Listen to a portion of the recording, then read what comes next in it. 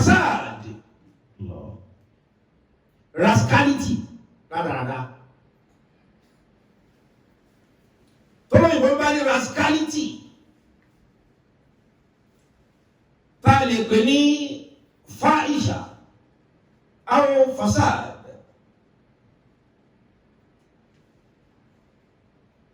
tí a lè pè ní rádaràda ní Yorùbá àbí rédèrèdè àbí rádaràda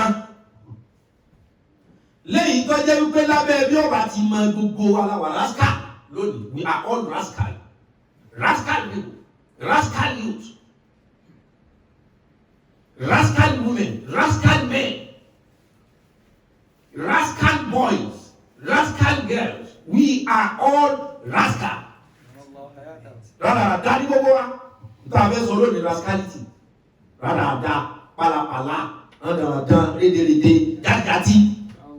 Wakumullah. Lẹ́yìn tí gbogbo wa bẹ́ sọ́dọ̀ rẹ̀ náà sí wẹ̀ a ní èso rádaràda nísìn bá ní èsì ẹni rádaràda nísìn sọ́dọ̀ kéwù ni òsè rádaràda nísìn àbóríwèé ṣé adájọ́ ni òsè rádaràda nísìn abẹ́ni tí ó gbẹjọ́ ni òsè rádaràda sẹ́ni tí ń kọ́ yẹn ni ọ̀wà rascal abẹ́ni tí wọ́n ń kọ́ ni ọ̀wà rascal sẹ́ẹ̀sì ní gbogbo ẹni ọba ìtìlẹ̀ wà rascal láyé kò ní mú orí fẹ́ ni ó ṣe é fún Ọlọ́run ti wá mọ̀ pé gbogbo àwọn èèyàn la rascal ọ wá sọ fún wa wípé innal insana li rabbihi lakanud. Innal insana li rabbihi lakanud wa innahu ala zalika la shahidun. Lọ́dọ̀ àwọn alákọ̀ọ́lẹ̀ àwọn olóyìnbó. Lọ́dọ̀ àwọn alákọ̀ọ́lẹ̀ àwọn olóyìnbó àyájọ́ ọjọ́ òní ni Father's Day ọjọ́ bàbá. Àwọn bàbá òun náà ló bí gbogbo ọmọ tó wà rascal lónìí gbogbo ẹ bàbá tẹ̀ bímọ ọ̀rọ̀ rascality la sọ èyí tẹ̀ bí ọ̀pọ̀lọpọ̀ ọmọ rere mọ́ ìṣọwọ́ tẹ̀ fi tọ́ ọmọ lójó wà rascal ẹ̀yin gan ẹ wà rascal òní ni Father's Day bàbá tó bá tó yìn àyìn kódà bá yìn ọ iṣẹ́ ọwọ́ rẹ̀ yìn ọ pẹ̀lú bó ṣe tọ́ ọmọ. ṣùgbọ́n tá a bá wo àgbáyé lónìí zohar al-fasad. Zahara al-fasadu fil barri wal bahri bima kasabat aydin nas. Dishonesty ìbàjẹ́ ti wá kárí. Fil barri wal bahri. Lórí omi àti lórí ilẹ̀ ìbàjẹ́ ti wá spread. Ìbá bá kẹ́rẹ́ lọ́dá bí wa bí ọba yọ̀ bá pè wá wá sáyé ní ti á di ayé bàjẹ́ báyìí. Ohun tó lọ́wọ́ sì sọ fún àgbẹ̀ wọn láti sinú fúlà ábí báàdà ìsìláàmù. Ọlọ́run ní ẹ̀kú gbọdọ̀ dára skálítì kalẹ̀ mọ́ lórí ilẹ̀ báàdà ìsìláàmù ìhà lẹ́yìn tẹ́mi ọlọ́run ti fọ́ mọ́. Àní ohun tá a sọ lónìí rascality. Rádaràdá. Ọ̀rọ̀ rádaràdá, ìṣe rádaràdá, ìwà rádaràdá, ọ̀rọ̀ rádaràdá. Ìrìn àjò rádaràdá, ìtọ́ ọmọ rádaràdá, ìfẹ́yàwó nífẹ̀ẹ́ rádaràdá. Ìlọlé ọkọ nílọ rádaràdá ìlọlé ẹ̀kọ́ gan nílọ rádaràdá rascality we are all rascal. Zohara al-fasad. Zohara al-fasad fil barri wal bahri. Bima kasabat aydin nas liyuziqahum ba'da alladhi amilu. Ibi láti gbé kó lè yé gbogbo wa. Afẹ́ mẹni tí ó wà rascal. Wà lọ sọ. Sẹ́gbẹ́ tí ọba ti wà rascal. Ó ti mọ̀ ọwọ́ òun mọ́ níbi ọ̀rọ̀ rádaràda.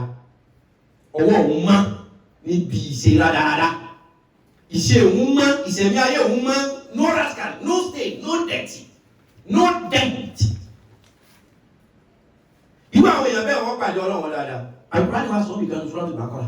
Ó tún ayé kó da yín lójú pé sí ọwọ́ yín ti mọ́ kò sí rascal bẹ́ẹ̀. Qul in kanat lakumud darul akhiratu inda Allahi khalisatan min dunin nas. Ó lọ ní sọ fún lónìí wípé tó bá jẹ́ kó ṣùọ̀ fún yín bẹ́ẹ̀ wà rascal. Tó láwọn tí ọ̀bá wà rascal yẹn, èmi Ọlọ́run nífẹ̀ẹ́ wọn, mo fẹ́ gbà wọ́n lálejò síbi tó ní òtí ní wọn fọ́ wọn mọ́. Mo fẹ́ gbà wọ́n lálejò síbi tára ò ní ro wọn mọ́. Mo fẹ́ gbà wọ́n lálejò síbi tí wò ní béèrè oúnjẹ mọ́ kó tó máa rí. Mo fẹ́ gbà wọ́n lálejò síbi tí wò ní nídìí ògùn ara wọn mọ́. tí wọ́n máa gbádùn yẹn làdí àmọ̀ yẹn làdí àná ẹni tí ọba ti wà lásìkò tí ò ní stage tí ò ní ẹ̀rọ tí ò ní kọ̀ǹtọ̀ olúwa ní tó bá jẹ́ kó sùọ̀ fún yín. àbíyẹ̀tù ìdánlá ìrọ̀lẹ́ sọ̀tà mi ń dùn ní náà sí. ibi tẹ́ bá ti gbé ìwọ dàgbà àwọn èèyàn lọ ìwọ wà lásìkò ọwọ́ ẹ̀ mọ́ olúwa ní tó bá dán ọ lójú bẹ́ẹ̀ èèyàn tí ọba wà lásìkò lè ní ọlọ́run tètè fẹ́ rí lọ́dọ̀ mi olúwa ní wáyé kó sùọ̀ fún yín pé ẹ̀yin dáadáa àwọn èèyàn lọ ẹ̀yin perfect àwọn èèyàn lọ no rascal lẹ́yìn no nonsense lẹ́yìn tó bá sùọ̀ fún yín bẹ́ẹ̀ ọlọ́run ní irú yìí ni mo ní ìdí ẹ mọ́ wá gbádùn lọ́dọ̀ mi ọlọ́run nígbà ẹ̀yìn èèyàn tẹ́ wà rascal bẹ́ẹ̀ tọkàn yín balẹ̀ ẹ bẹ̀ mí. fatamannaw al-mawta in kuntum sadiqin. fatamannaw al-mawta in kuntum sadiqin. olúwa ní ẹ bẹ̀ mí ẹ sọ fún pé kí n bẹ̀ mí yín kẹ́mi yín ó lè tètè máa bọ̀ lọ́dọ̀ mi ká máa wá gbádùn nígbà tẹ́yìn ọ̀wà rascal yìí. Marriage without dowry is a rascality. Káfẹ́yàwó láì sanwó orí rẹ̀ rascal. You are all rascal. Kábímọ fúnra ẹni láì so igi rascal.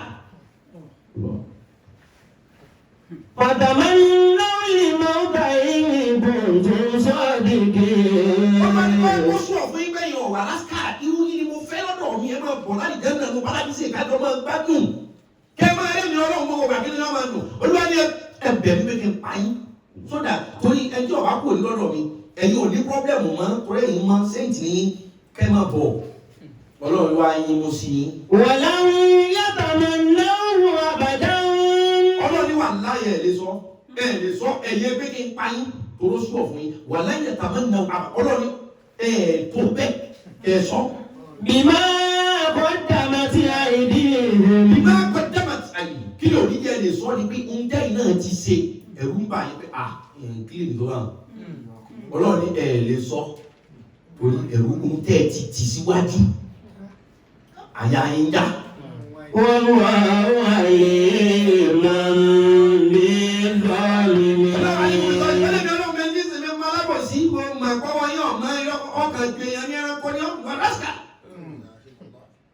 Kí ni bọ̀ lẹ́rù? Gbogbo wa kí ni bà lẹ́rù? Tí ẹ bá lọ sọ́sítù, tí ó bá ṣe tẹ́sì bá, yóò sanwó. Tí ẹ bá lọ sọ́sítù, tí ó bá ṣe tẹ́sì erífọ́, yóò sanwó. Abẹ́ẹ̀kọ́ ni, bí yóò ṣe tẹ́sì typhoid, ó ṣàṣàwó tẹ́sì. Àwọn èèyàn tó bá sì ní bàtán ní typhoid wọ́n lọ, wọ́n sì sanwó àbí wọ́n sanwó. Wọ́n bá ní kí wọ́n àwọn èèyàn máa ṣe HIV test ọ̀fẹ́. Àwọn èèyàn sì lọ. Kí ló ń bẹ lẹ́rù? Kí ni bọ̀ lẹ́rù? N tí ń bọ̀ bímọ kàsábàtì. bima qaddamat aydihim. Ohun tí ò ní jẹ́ o lè lọ sí HIV test bímọ kàsábàtì àyè. Ohun tó ti ṣe ń bọ̀ lẹ́rù pé kí ni wọ́n kúkú máa pẹ́ kí ní yìí ṣe òun ọ̀sán ju ìmọ̀ ẹ̀fọ́dà ọlọ́ọ̀ni iṣẹ́ ọwọ́ rẹ̀ tí ọ̀dà náà ni. bima qaddamat aydihim. wallahu alimun bil-zalimin.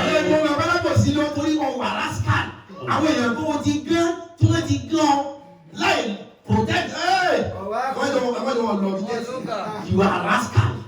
walan yatamannahu abadan bima qaddamat aydihim. wallahu alimun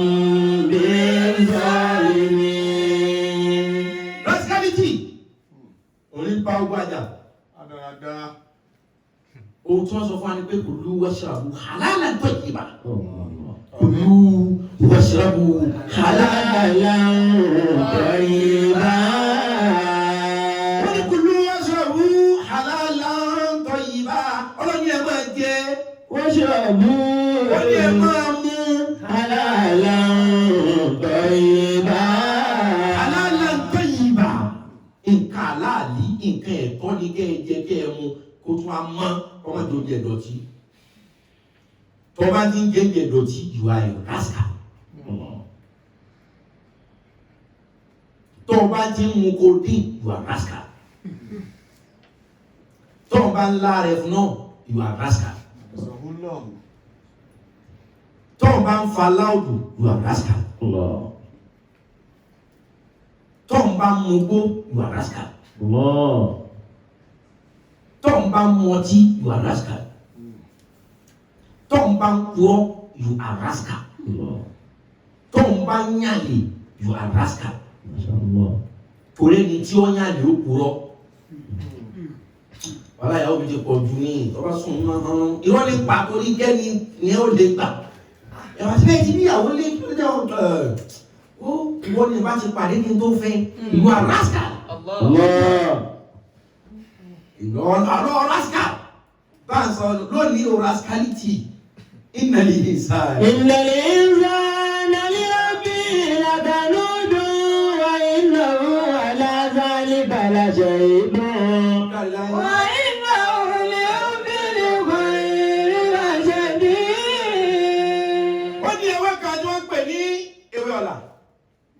Ewé ọ̀la ni Yorùbá ń pè òun la mọ̀ sí gbó tí wọ́n ń fà weed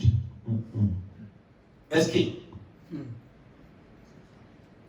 kò sí ohun tí ń jẹ́ gbó rascality ló fi di kí ló dé là ń pe igbó nígbó torí tí ó bá fa gbóńjọ́ náà àtẹni tí ó fa àtẹni tí ó ta wọn èyí wà nígboro inú gbó lẹ́yìn odi ìlú inú gbó deep forest lẹ́ni tí ó ta gbó àtẹni tí ó fa gbó ẹni tí ó ta òní dúró láàrin ìgbó lè nílé láàrin tí ó kàn máa wá ṣùgbọ́n bí wọ́n ti ń ta gbó inú gbó ẹni tí ó bá fa náà òní fa lẹ́kùnlé òní fa ní yàrá kò ní yóò lọ òun náà lọ nú gbó tí wọ́n ti ń ta so wọ́n ti wá mọ́ra wọn níbo lọ́ lọ à ń lọ nú gbó ní ewé ọ̀la fi di ohun tí wọ́n ń pè ní igbó tó ń gbé wọn kì í fa ìbàjẹ́ ti wà ọpẹ́ rascality ló dé kọ́ hàn nísìn wọ́n ti fa gbọ́ pẹ́ náà ṣùgbọ́n ní igbó ni wọ́n ti máa lọ fa igbó lónìí ẹ̀ ń fa igbó lórí screen you are rascal ṣèbí torí pé wọ́n yìí fà ní tòsí wọ́n yìí fà ní bí tẹ́nì kejì ó ti wọn àfẹ́ tí ń bá mú àfàwọn tó bá jọ jẹ́ gbé ni wọ́n pàdé ní ẹ̀fá ọ̀nà inú igbó láti fa igbó náà ẹ̀ ń fa igbó lórí screen you are rascal ẹ̀ ń fa igbó nínú yàrá you are rascal ẹ̀ ń fa igbó ní pálọ̀ you are rascal ẹ̀ ń fa igbó lójú títì rìn you are rascal ẹ̀ ń fa igbó ní fíìdì bọ́ọ̀lù àlọ́ gbá igbó lẹ́yìn fa you are rascal.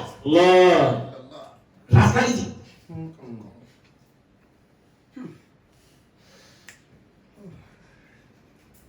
Igbó rascal. Àwọn ọ̀rọ̀ ní tó bá sú ọ̀fun ọkọ̀ rascal. Ọ̀dàmọ́ náà lè máa ta igun tó ń sọ dídì. Ó bá ní kọ́ ọ̀bẹ̀rù pé kí n pa ọkọ̀ lọ́wọ́ bá mi kájọ máa ẹ̀jọ́ ẹ̀. Wàlá yàtọ̀ máa ń lọ abẹ́dá. Ọlọ́run ní o tó bẹ́ẹ̀ ló wí. Bí máa bọ́dà lọ sí àìdí. Lórí nǹkan ti ṣe kò lè jẹ́ ọjọ́ pé kọ́ lọ́bọ́lọ́ ń kúrò ọmọ kó lè bá dáadáa. Wọ́n wà wá ilé mọ̀ ní Zálímì. Ọjọ́ wà á ní kòkè tó ní ilé mi ọlọ́run mọ̀ nípa alábòsí ìjà alábòsí kọ́ ní ẹ̀jẹ̀ alábòsí kọ́ lè bí. Àní nǹkan àná lónìí ni rascality. Rádaràdà tí gbogbo èèyàn ṣe. Rádaràdà. Rẹ́pù rascality. Bẹ̀rẹ̀ rẹ́pù yẹn rascal ni. Sẹ́ni wọ́n pe kíní kan ní fantasy. Ìgbóló ní wọ́n pe kíní kan ní fantasy. Ohun tó ti wù wá tá a sì dì sẹ́mi tá a ti ṣe tá a ń rò pé a ṣe. Fantasy. Ohun tó ti wù wá tá a ti dì sẹ́mi a sì gbà wípé ìwọ̀n èèmọ̀ ẹjọ́ tí ń ṣe ò ṣùgbọ́n sí à ń pè ní fantasy. ohun tó yìnbọn ń pè ní fantasy nù. ọjọ́ tẹ́lòmíì tí wọ́n puberty age tó ti wọ ọjọ́ orí pé òun di ọ̀dọ́ ló ti yà á sẹ́mi pé wàláhì bó ṣe ẹ̀kan òun ṣe tún sọ. obìnrin méjì òun nìkan obìnrin mẹ́ta òun nìkan ló ti dùn ilé òun èlówó òun ènílé o ṣùgbọ́n bó ṣogún ọdún ìbò wọ̀ bá kú. Fantasy mọ̀.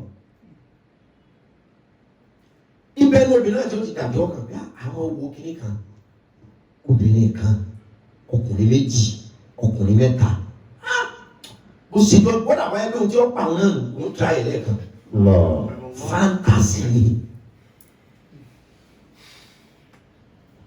Ìbẹ̀rù àwọn èèyàn tó jẹ́ wípé ohun tí máa ń wu àwọn jù ó sì jẹ́ ọ̀dọ́ ọmọ 20 years 23, 24, 30 years ohun tí máa ń wo jù ní kó wọ́n máa ní ìbálòpọ̀ pẹ̀lú bí arúgbó 60 years 70 years fantasy ni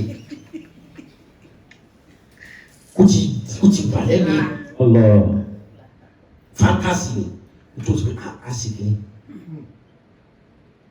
ìbẹ́nu àwọn àgbàlagbà míì tó jẹ́ pé ọmọdé ló wù wọ́n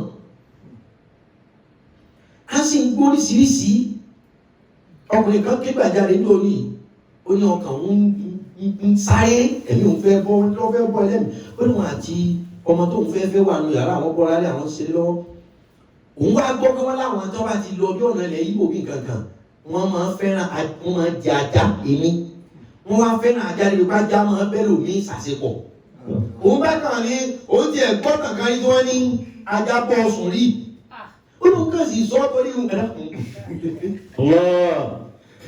lóun kàn sì sọ torí tóun ká tóun bá ó ní lọ́mọ ìbá bọ́ ẹkún ó ní gbàdúrà wá bá wọn gbà òun ti parọ́ mọ́ ìjẹ́ kó wọ́n bẹ̀rẹ̀ òun ṣe ní mọ́ bínú lọ́ba kúnlẹ̀ kò ju ẹ̀mẹ́fà lọ tóun ṣe. La ilaha illallah.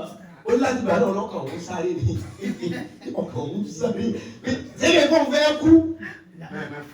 Innal insana lirabbihi lakanud wa innahu ala dhalika lashahid.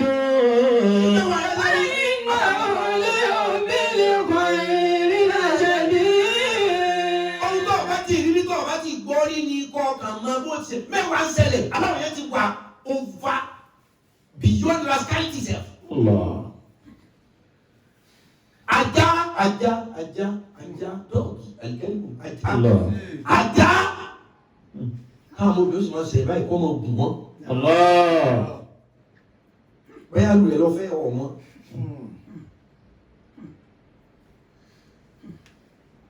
Bẹ́ẹ̀ àwọn tó gbé sílẹ̀ nù ọmọ.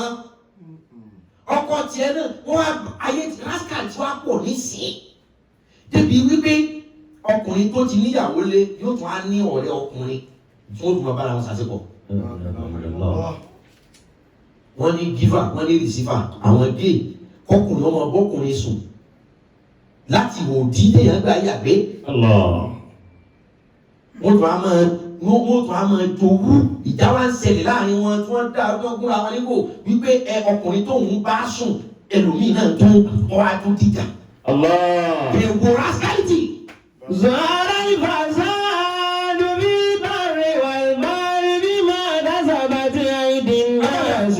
Bàbá rẹ̀ alákọ̀wé tó rò pé ń ṣe yọ́myọ́mù gé ni. Àwọn wọn gba rascal. Àwọn bàbá 70, 65 wọn máa àwọn ọmọ kéékèèké ọmọ 25 years torí owó.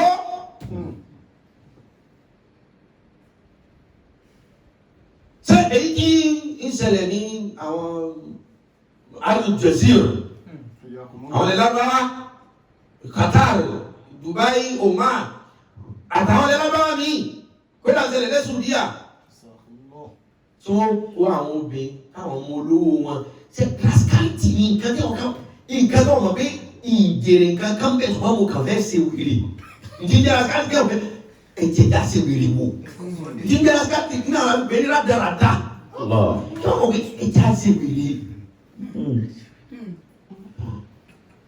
Àwọn obìnrin kan wọ́n lọ gbé wọ́n dé tó kó 10 million naira dé ló kó 20 million naira dé ẹlòmíì dé báyìí lọ́ọ̀rá lé ní wọ́n lọ sí àwọn ọmọ lágbáwá àwọn ọmọ èbó tí wọ́n ti ní owó tí wọ́n ní tówó yẹn ti tọ́nu wọn sí rascal. Wọ́n pè kí nígbà ní pọ́típọ́tì àbí kí wọ́n pè wọ́n bá wọn ní bóbin ṣàṣepọ̀ ṣùgbọ́n kọ́ bẹ̀rẹ̀ káwọn ọmọ ìyàgbẹ́ sí lẹ́nu straight kọ́ máa jẹ àwọn máa fọ́. Wọ́n kàn wọ́n pé afẹ́ torí owó afẹ́ mú lẹ́sì wọ. Afẹ́ torí owó ṣèwọ bí ẹrú. Àjọlọ kí là lè ṣe. Rascal ni. Bí ní sọ̀rọ̀ lónìí ẹlòmí sí wa connection rẹ̀ pé ibi tí wọ́n ti ń ṣe ẹ̀dá àkókò ní wọ́n máa ń tọ̀ sí ẹlẹ́nu wọ́n máa yà kó fún ẹ̀tẹ́ bí ẹ̀dá àkókò. Kò sáà ti rówó. Lónìí bá ní ọ̀rẹ́ àwọn èèyàn wọ́n nẹ̀. ظهر الفساد ظهر الفساد في البر والبحر بما كسبت أيدي الناس ليذيقهم بعض الذي عملوا لعلهم يرجعون. mùsùlùmí ẹ dákun gbogbo àgbáyé ọ̀rọ̀ mùsùlùmí kan lẹ́yìn ọ̀rọ̀ everybody àní o tá n bà jẹ́ bí ayé bá rọrùn lẹ̀sìn ọ̀rọ̀rùn ayé ọ̀rọ̀rùn à ń sọ̀rọ̀ ẹ̀sìn ayé ọ̀rọ̀rùn ṣe lónìí kò sí máa kò sí gbogbo oníṣẹ́ kí wọ́n fa ẹlòmíì máa ń rúra rẹ̀ mọ́fá ìkìlá rẹ̀ mọ́fá ìrúra rẹ̀ mẹ́bọ gbogbo ohun tí ń wí òun náà ní bá mú gbogbo ohun tí ń mú ara rẹ̀ ẹni rascal rascality ṣé o pé àwọn ọmọdé mi wà wọ́n kà wù àgbàlagbà ẹ̀yà ní lára ṣé báwo yẹn kan wà nísìnyí kí wọ́n kàn sí nǹkan gbogbo táwọn rò ní pé ẹ̀já sí nǹkan láfa jùlọ hàn ẹ̀yàn jẹ tó fi hàn àwọn yẹn ṣe.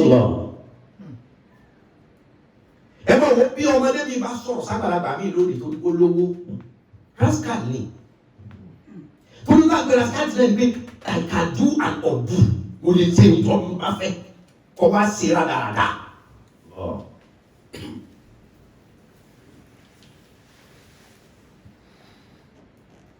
ẹ máa wọ́n tí ọmọdé mi torí owó torí ipò tó bá sọ̀rọ̀ sí àgbàlagbà mi ẹ sì fọwọ́ bẹnu pé ha yìí bọ̀.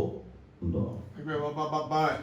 dáwọn ẹgbẹ́ bàbá náà bà bẹ̀ torí pé rascality wà nínú ẹ̀jẹ̀ tẹ́ bá rí ọmọ mi ìṣọwọ́ tí fi ń bá àwọn òbí rẹ̀ sọ̀rọ̀ àwọn ìkí àmọ́ rẹ̀ ó ṣe yín. kò sí tó fà ní kó ti ní lọ́wọ́ bọ̀ gẹ́gẹ́ àǹsọ́ kódà wa tá à ń sáfà tá à ń ṣe súnà tá à ń ṣe súnfí ọ̀pọ̀lọpọ̀ wa wà rascal ọmọ kọ́mọ ni wọ́n tó ṣe súnà débi kọ́ lọ pé mílíkì fún ya rẹ̀ pé ọyàn tó mú nígbà ya rẹ̀ lọ dá padà you are rascal. wọ́n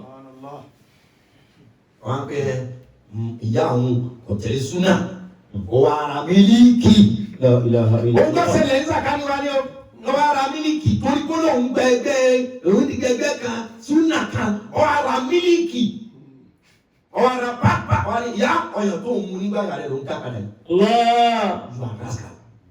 Kódà ọlọ́pẹ́. Idiot.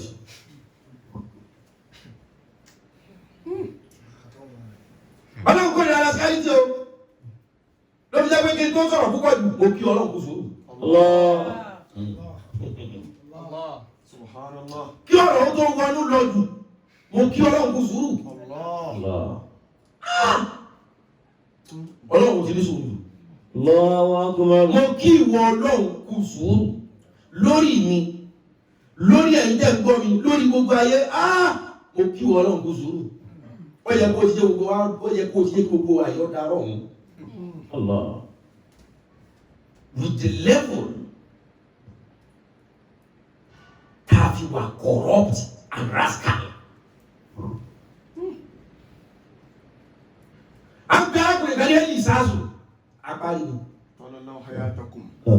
Ẹ̀yìn ìsáàzù. Apárí. Ọlọ́run wá fòfin lẹ̀ pé ẹ gbọ́dọ̀ wà rascal débi pẹ́fẹ́ nìkan sí ẹ̀yẹ́ o. Òfin Ọlọ́run. Arákùnrin tí wọ́n jẹ́ ìsáàsù ya parí ni ọ wá kọjá lásẹ̀mblì àwọn boys bí assembly tí wọ́n ti ta lúdò ló fi jẹ́ pé ẹ̀jẹ̀ ẹ̀mọ bí táwọn ọmọ yìí wọ́n lọ ẹ̀mẹ̀lẹ́dẹ́ wọ́n bá sọ̀rọ̀ ẹ̀ tírìtì wọn ẹ̀ tọ́jú ọmọ ẹ̀ tírẹ̀nì ọmọ properly tí ọmọ bẹ́ẹ̀ ti lè wọ rascality stage tó ti lè wọ rascality level tó ti wà initiated into some bad gangs. Bí ajọ́ tẹ́mi bá fẹ́ bọ́ lẹ́nu ẹ̀ lóòótọ́ ìgbóhùn sáṣìṣe. Àwọn ọ̀dọ́ mi wọ́n ń ta yòó, Élì sáṣù àparí kọjá. Wọ́n fọ́ tọ́ra wọn. Half blood. Sátálẹ́tì ẹ̀ mọ́. Apárí nù, half blood. Àbájọ ọmọ ya kú bá. Yérégan. Wọ́n bá ń fi bàbá wọn bú ẹkún. Olúwa ní tí mo lẹ́ẹ̀ gbọ́dọ̀ fẹ́ ẹ̀yin boys, àwọn 41 ọ̀dọ́, 42. Àwọn young boys 42 lọ́nà wọ́n fi apárí sí ẹ̀yẹ kẹ́lì mọ́ bí Ọlọ́run kó lè rascality bó ó sì ní kí ìkòkò abo òkòkò jáde nínú ilẹ̀ ó ó sì ya gbogbo àwọn ọmọ ọ̀dọ́ 42 yẹn ó sì pa wọ́n. Nínú ẹ̀jẹ̀ tútù ẹnìkan kan ní sí ìkókò abọ́ yìí ó jáde nínú rẹ̀ ó sì ya gbogbo ọ̀dọ́ 42 ó sì ya wọ́n jẹ. Torí pé wọ́n fi apárí ṣe tí ọlọ́wọ́ bá kú sùúrù lónìí wóye èèyàn tó ń kàn wóye èèyàn tó ń fi ṣe ẹ̀yẹ wóye èèyàn tó ń ṣàbòsí rẹ̀ wóye èèyàn tó ń yín mú sí òun lẹ́rìí sí ọkàn pé bóun ṣe kẹ̀yìn ó yín mú ju àlásà. Zọ̀hárà ìfàsádù fi bari wal bahri bima kasabati aydin nasi liyudhibahum ba'da allazi amilu la'allahum yarji'un. Àwọn àkọ́ọ̀gbọ́ ọmọ àkọ́ọ̀gbà rascal boys rascal girls. Kí ọmọ 23 years old kó ti máa ní body count 50 body count 60 ẹ̀wọ̀n tó ń pè ní body count. Kéèyàn ọmọ wípé èmi àti iye èèyàn báyìí láti bára wa ṣàṣepọ̀. Kéèyàn máa ka ọmọ 20 years kó ti wá ní body count 40. Ọmọ 30 years àtọ́bìnrin kó ti wá ní body count tẹ́lẹ̀ ìdìbò ọ̀ká jẹ́ gbogbo táwọn yìí o. Kò sí tó fà ní pé ìwà rascal.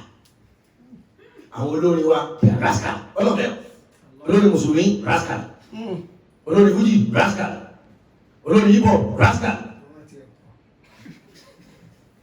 So ẹni olórin rascal oníyùjú rascal you are all rascal gbogbo ọ̀rọ̀ musician you are rascal àti ìtọ́jọ́ rẹ̀ nínú yín you are rascal àti ìtọ́jọ́ rẹ̀ nínú you are rascal all of you are rascal àtọ́jọ́ ni mùsùlùmí ọ́ àti fújì ọ́ àti hip hop ọ́ àtẹ́tí kọ́ tó ti hàn àtẹ́tí kọ́ tí hàn you are all rascal.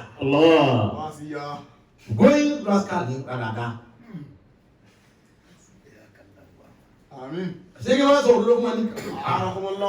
Zọ̀hárà ìfàsádù fi bari wal bahri bima kasabati aydin nasi liyudhibahum ba'da allazi amilu la'allahum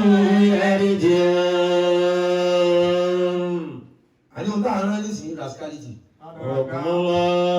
Rata rédè pálá rándan ìtumọ̀ rascality rẹ̀.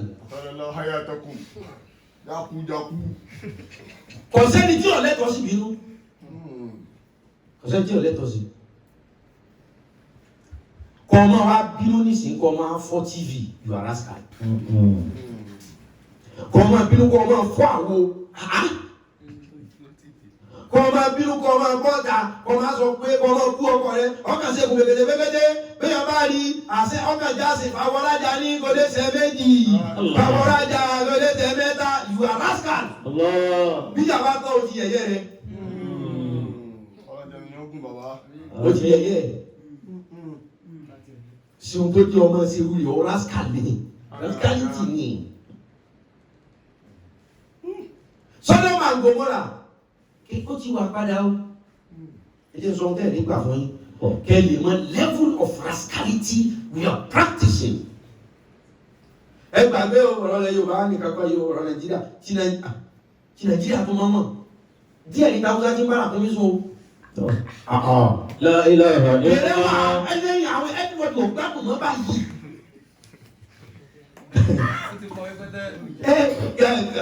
Awúsá la mọ̀mọ̀ yẹn ká bá kẹ́tẹ́kẹ́tẹ́ sùn Awúsá lónìí. Ká bá àkúnmí sùn Awúsá lónìí. Tí wọ́n gun eré àga ní òtórí òun ò ní ga tó àkúnmí yóò.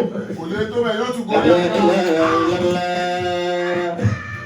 Zọ̀hárà ìfàsádù fi bari wal bahri bima kasabati aydin nasi. Wọ́n ní Zọ̀hárà ìfàsádù. wọ́n ní ẹ̀rí tí ìbàjẹ́ ti wá spread. Fil barri wal bahri. Ẹ̀rí ọkùnrin kan tí wọ́n mú lórí tí gbogbo yóò sì gbé tí ń bá ìwúrẹ́ sùn ìwúrẹ́. Rascality ni. Rascality ni. Gbogbo àwọn ẹlẹ́gbẹ̀rẹ̀ ilé ẹ̀kọ́ yẹn. La ilaha illallah. Nǹkan kan ṣẹlẹ̀ nísìnyí lérílẹ̀-èdè yìí báyìí.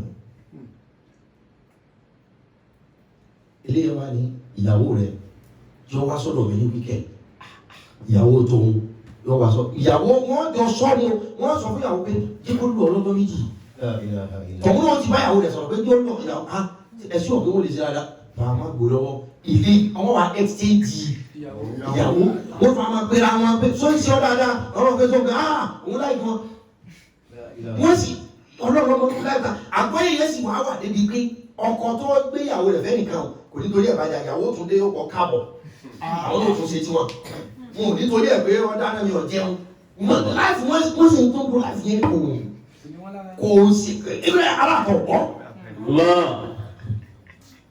Rate of rascality nowadays is beyond thinking, is beyond ordinary. Wọ́n ò fi sọ ọmọ ọ̀nà ìbílẹ̀ ọ̀dẹ̀ lómi olójú dúdú yóò gbà nǹkan ṣe wọ́n lò wọ́n ò lò fún kankan wà láàyè mo bú wà láàyè wọ́n ò lò fún kankan o wọ́n kà wọ́n pé ẹja ṣe wèrè. Wọ́n rascality náà yẹ wọ́n ẹja ṣe wèrè yẹ. Rascality ni ọlẹ́tọ̀ sí àwọn rẹ̀ àdúrà ní lóko ni wọ́n yọ wá ti wù wọ́n ní kò gbà wọ́ bẹ̀ ọlẹ́tọ̀ sí àwọn rẹ̀ lásìkò tó bá wù ẹ́ ní kò wọ́ bẹ̀ ọlẹ́tọ̀ sọkọ rẹ̀ kí tọkọ jà wọ́n máa da kínní pé kí ni ká sí o ìyàwó wa pé tẹ bá wa mọ́tò lọ́wọ́ ní mọ̀ fọ́ ara yín láyà rascality ni ẹ kàn kú ni bàbá tí wà lọ́wọ́ ní mọ̀ bá yín ṣe wàhálà bọ̀ wọ́n á gbọ́dà ọ̀nà tá a tó fẹ́ gbà bára wa lò nísìnyí kọ́ jẹ́ open space níbi tá a mọ̀ rí sánmọ̀ gbogbo rascality ni kọ́ wọ́n ò fi kéétì ògùn bẹ́ẹ̀ kí ọkọ̀ ògùn pé ìyá ṣe wíìlì wò. Allah. Innal insana li rabbihi lakanudun wa innahu ala zalika lashahidun wa innahu li rabbil khayri lashahidun. Ababila. Bọ́bẹ̀ ìjìnlẹ̀ níyàwó ọlọ́kọ tí ọkọ rẹ̀ àti ìyá rẹ̀ gbogbo ọba ti pọ̀ jù yàwó. Ọdún ẹ̀dọ́kọ̀ tí gbogbo because ohun tá à ń gbọ́ nísìnyí tí ń pọ̀ jù láàrin àwọn ọ̀dọ́ kódà ẹlòmíì tó ń kọ sórí social media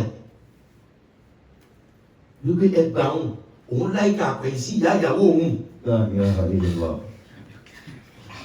Tóun bá kọ́ àwọn mi wá gbé lẹ́yìn pé ọ̀rọ̀ tó sọ yìí wọ́n nìkan kí n ṣe ẹ̀mẹ́ta ní tèmi ti báyà yàrá tóun ti báyà ìyàwó òun sùn. Ẹ̀ẹ́dì ló tún pé kódà nígbà wọ́n yẹn ṣe nísìn àbúrò ìyàwó ọkọ ń bá lásìkò àbúrò ọkọ ń bá ìyàwó bọ̀dá lásìkò ó ti wá rascality ni ọkùnrin tí wá ń lọ normal tí wá lọ bí wàá pé it's normal now which is abnormal. Àmín. Láti mú wáṣẹ́ tí ìbọn yín lónìí rascality. Ṣùgbọ́n tó bá mọ̀ kọ́ òun mọ́ gẹ́gẹ́ bí ọ̀rọ̀ àlùkùrá ni. Wàtàmánà ìmọ̀ ọ̀dà ìbùdó sàdìgì. Olúwa ni ọmọ bàbá òun máa kó pèmí kí sí ẹ̀kún sọ́nà kí mú ẹ̀mí rẹ̀ kó wá bá mi kó máa ẹ̀jọ́ ẹ̀. Wọ̀lẹ́ ń yẹ tàmánà àbàdà òǹbí máa bọ́ dàmàtì àìdí.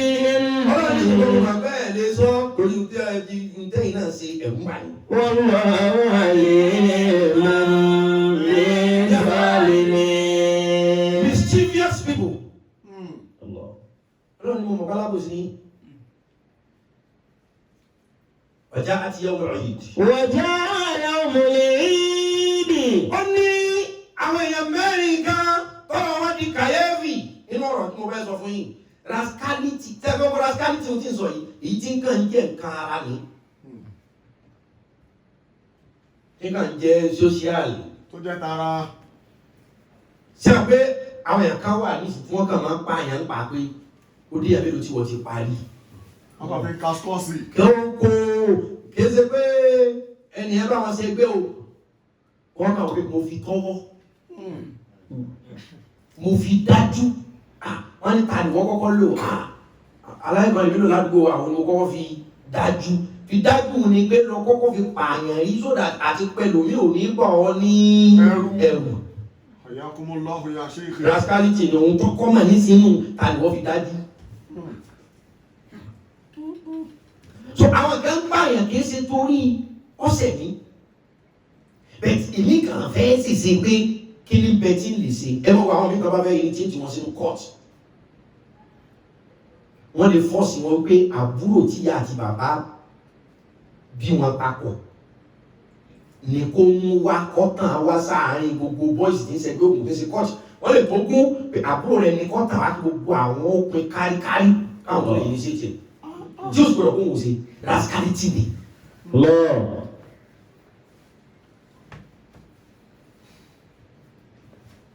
sẹ́yìn náà lọ́wọ́ lábẹ́lẹ́. ọkùnrin ńlá. àwọn kan wà wọ́n máa ń gbẹ̀mí kì í ṣe pé torí gbẹ̀mí òun takò wọ́n but àwọn akẹ́lẹ́ tó pé aláàlè ṣe wèrè. a kò fẹ́ kọ́gà ó bìlífù mi pé kò sẹ́ni tí yóò lè jẹ́ tó bá mọ fọ́tò hàn ẹ wò. ó ní. sẹ́wọ̀n pé àwọn tí ń pààyàn máa gbàrà pé ẹ̀ńtà gbèsè ti pèlè fún very neat job máa jẹ́ kó rẹ̀ ó lékún wọ́n ń ṣe bẹ́ẹ̀ àwọn ayákìlá wọ́n ń rétí wọn wípé àpìṣẹ́ wọn neat kò no traces wọn àmàfowókó wọn àwọn ọmọ yẹn ṣúọ àwọn tó mọ̀ wọ́n tó wá máa pè pé àníṣe ṣé ti gbọ́ yí ayákìlá ń wá láti Ghana wá pààyàn Nàìjíríà tó ṣe náà tó padà rascality òun náà fi ń gbókun. ká ọdẹ àníṣe kan ní Togo wọn ó pe ayákìlá Èkó pẹ̀lú ṣẹ́ Togo ewu bí abáyé ni gbogbo wọn yìí náà ni mọ́mù kan gbé lọ́wọ́ ló ṣe sẹ̀mọ́ iná wù gbogbo wọn yìí mọ́mù kan gbé lọ́wọ́ ló ṣe sẹ̀mọ́ iná orúkọ ọmọ wa ìmáàmù ló ṣe so dákú sọ báwọn yẹn wá pé ohun tá a fẹ́ rẹ́nu Islam àwọn èèyàn tá a ní súnà dínù ní kó wá ṣe àwọn kankan wà tí ń ba súnà tí ń ba dínù jẹ ẹjẹ akọ tún ṣe lára wọn. àtúntì yẹn náà.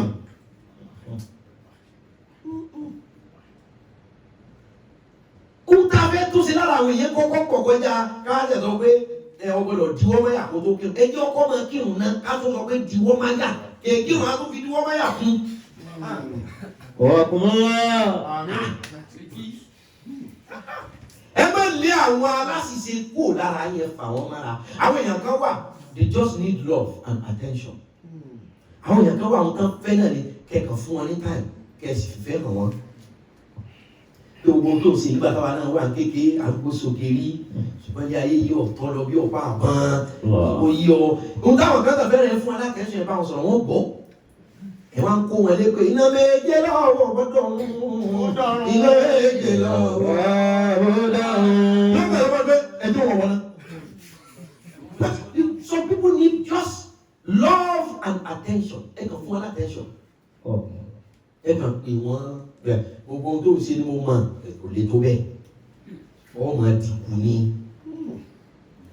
ìyẹn mú gbó apẹ̀rẹ̀ kan ẹni ó fi gbólẹ̀ lẹ́sẹ̀kẹsẹ̀ ẹ̀yìn introduce ẹ̀ pé máa mú lajì wọ́n mú lajì ó fẹ́ máa mú ìdá mẹ́ta ó fi gbólẹ̀ àfọlé báyìí sọ̀rọ̀ ẹ̀ pé ní gbọ́n tẹ́wì ló fi jẹ́ pé báwọn èèyàn tí wọ́n ṣe yọ̀ wọ́n ṣe pọ̀ lára mi tó bẹ́ẹ̀ làwọn míì ti ń kúrò mi fẹ́ súnmọ́ mi tó wọ́n rí mọ̀ pé ayé àjàdí ò le. ó bá rẹ̀ ṣẹ́ lára ní ẹgbẹ́lẹ́ ìhòlẹ́yàn wò èmi ò burú bí ẹ̀yin ni èmi ò léèyàn dànù èmi ò ń pẹ́ léèyàn èmi ò sọ pé nìkan mo jù lọ èmi ò sọ pé kò wọ́ tí kò bá mi rìn wá máa bọ̀ á jọ jẹun màá ṣàlàyé bọ́rọ̀ rẹ ṣe lọ fún ọ máa fún ọ nímọ̀ràn màá kó mọ̀ pé náà ayé ò rí bẹ́ẹ̀ so yeah but relax chill. Full attention gbogbo ọ̀gá náà bẹ́ẹ̀ ẹ̀yin gbogbo èlé múlé ó ti pọ̀jù nídìí ẹ̀. èèyàn kan lé face cap ẹ̀ bàjá ẹni kò kórí ọmọ ti bẹ̀rẹ̀ sí ní lo face cap nítorí lo gèlè lásán ìgbé ṣé bọ́lá ti ní a máa lò ó ní ó tún bẹ̀rẹ̀ sí lo ìjáàbù kékeré oníkèbù ẹ̀ tún pèsè súnà nẹ́bì nìyẹn bí o ti lè ṣe lọ́sẹ̀ o ẹ kọ́kọ́ bá o ẹ gbà kẹ́ ló bẹ́ o. èyàn ń lo ìjà kékeré ẹni kò lò dáa ẹ tí o lò rárá kọ́. èyàn ọ̀dá tòkòtò sí tòkòtò èyàn gbúdọ̀ lẹ́yìn ọ̀wọ̀ náà ẹ ti pa èyàn ti gbé kọ́kọ́. ọwọ́ ajá bí ọ̀wọ̀ náà kó gbé kí ló ń wọ̀ fún ẹ náà kó gbé tòkòtò tó kéré kí ni wọ́n fún ẹ náà kó gbé torí pé mi ò kírun rí mi. no kí ni wrong a ní gbàgbé àfà gbogbo lé kókó tó lé kókó yẹn gé lọ́mọ rẹ̀. ọmọ olóbìnrin ti yàtọ̀ àtúnṣe gbogbo ìgbà yìí. tó bá ṣe é ṣe fún ọ̀lọ́ chẹ́kẹ̀.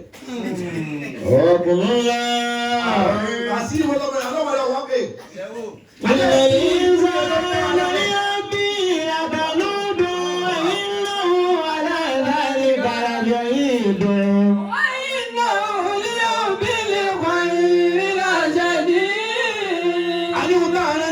Rascality.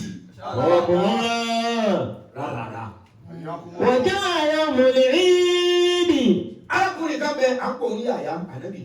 Àlẹ́sọ̀rọ̀ àdó àṣàlá. À ń pe ọkùnrin kan ní Ìrọ́díà, à ń pe obìnrin kan ní Ìrọ́dísù, àwọn ń pe ọmọdébìnrin kan ní Sàlúmì. Tọkọtìyàwó ní Ìrọ́díà àti Ìrọ́dísù, Ẹrọ́díà àti Ẹrọ́dís. Ọmọ wọn ní Sàlúmì, obìnrin òun. Rascality ni ọkọ tó jẹ ọba àwọn fi pa bọ̀dá rẹ̀ torí kó lè fẹ́ yàwó ẹ̀. Ó wá fẹ́ tán jọba yẹn ni àyà wọn sọ pé nọ́nsẹ̀nsì lẹ́ ń ṣe wọ́n bá ti àyà wọn ní. Àlẹ́sọ̀rọ̀ àṣàlá. Òun ìyá gbọ́dọ̀ mọ́ràn ọmọ tí ń jẹ́ Sàlúmẹ̀ ó wá fọ́ fún yàyà wé àyà fáàn ó sì yọ ẹ̀wọ̀n tí wọ́n fi yàyà sí wọn lọ romance yàyà bá lè dàgbà. Ẹ̀dá ẹ̀wọ̀n ló wọ́n alẹ́bí lọ́mọ ọba mo lè ṣe tí wàá jáde ń bí. Tọ́wá ẹgbẹ́ ti dé mọ̀ nàyìn ẹ̀ẹ́bí jẹ́ kí n jáde òun ò ṣe.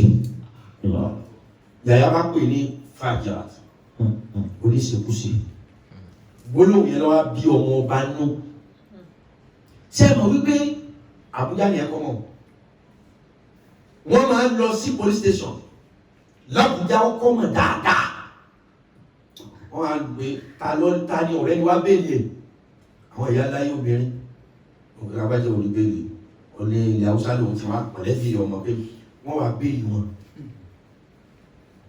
Wọ́n máa lọ sí prison wọ́n lọ wá àwọn prison ẹ̀ ta ló ti pẹ́ tó jẹ́ pé owó ló lè mú jáde alẹ́ nìkan 200 ní ó mú jáde tó kiri pa wọ́n á mú wọn jáde wọ́n wá sọ wọ́n di sex machine. Wọ́n sọ wọ́n di ẹ́ńjìnì ìbálòpọ̀.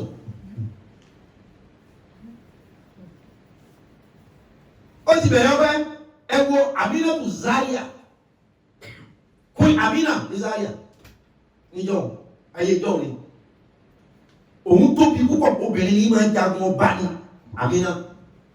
Queen Amina Zaria ní Hausa ọba ní dọ́nà ọ̀rọ̀ over 300 years ago ní Queen Amina. Òun tó bìnrin tó fi gbà ó sì jálábára ọwọ́ àwọn òbí òun ti ju kọ́kùnrin kan fẹ́ wọn lọ. Rascality ni o tóbi ju ẹni tọ́kùnrin kan mú tí ọmọ ṣètò ẹ̀ tí ọmọ kun lọ́bẹ̀lọ́bẹ̀ tí ọmọ kun láwẹ́láwẹ́. Rascality ni irú mi yà rascal irú rẹ 30 years 40 lọ́lọ́ ilé ṣe ọ̀lọ́kọ́. Kúrẹ́ àbí Nàìjíríà agbára máa ń tóbi ọwọ́ rascal. Irú òun pé wá kó mọ́ fẹ́ yàn kan kọ́ máa gbé ọkọ̀ dádì ọkọ̀ mọ́mì káì ìgboro. Ara ẹ̀ sì sọ̀kúta yóò wá ní kí wọ́n lọ mú wá náà ọkùnrin tó bá gbé ìpá wá bá òun sàṣepọ̀. Ẹni ọba tí wọ́n bá sàṣepọ̀ lálẹ́ mọ́júmọ́ tílẹ̀ bí ọ̀kejì bá ti mọ́ yóò pé kí wọ́n pa. Wípé ó burú fún ẹnu kan ẹnu yòówù ó burú kí ẹnu kan sọ wípé Queen Amina Zaria mo gbádùn wọn lálẹ́ àná. Bọ́lá burúkú ẹnu kan yanu kó wí ẹni ọba tó wà bá àṣàṣe kan òní tí ìjẹ kẹ́nìkan yanu wípé lágbájá jáde yàrá ọ̀nà yọpa. Rascality ló ti wọ́ pẹ́. Ọjọ́ ọdún wá dé. Wọ́jà ayọ̀mọ̀lẹ̀ ìdí. Wàhálà alimọ̀lẹ́kùn alimọ̀lẹ́kà tó fi abọ́ aṣọ láti. Wọ́n ní ọba wa jáde ọba Ìrọ́dí àti Ẹrọ́dísù. Wọ́n àtìyàwó rẹ̀ wá jáde bọ́ àlejò ọdún. Wàhálà yàgbà tó ní mákì múra tún ká ló fi pàṣírí. Everybody bá ń jẹ wọ́n mu wọ́n ń ta kására wọ́n ń ta pìàpìà. Wọ́n sàn án tó ta ìmú ìjẹ̀mí ilé wa ìdàgbà ń fa kọ́tí àṣàlómi. Wọ́n ní gbogbo èèyàn níjọ́ ọdún ni wọ́n ti ọ̀pá kó ti gba ọ̀gọ́gọ́rọ́ lára kó ti làágùn láti rí.